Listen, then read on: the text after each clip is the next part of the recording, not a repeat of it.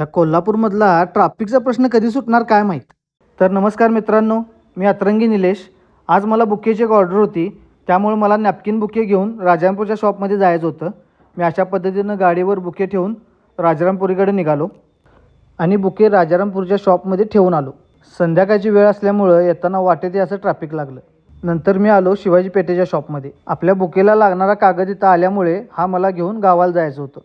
मी अशा पद्धतीनं गट्टा एक उचलला आणि गाडीवर ठेवून दिला. नंतर पप्पांनीसुद्धा मला या कामात मदत केली व एक गट्टा गाडीवर ठेवला.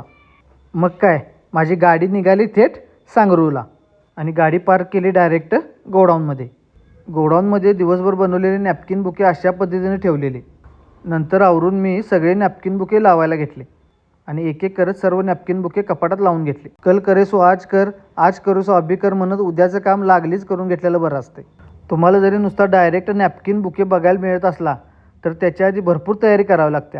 त्यामुळे आपल्यावर जो टॉवेलचा बुके आहे त्यासाठी लागणारी सगळी तयारी मी आज करून घेतली व अशा प्रकारे टॉवेलचे गोळे तयार केले. उद्या तुम्हाला ह्यापासून बनवलेला टॉवेलचा बुके दाखवतो. तुम्हाला आजचा व्हिडिओ कसा वाटला हे मला कमेंट करून नक्की सांगा आणि फॉलो करा अतरंगी निलेशला.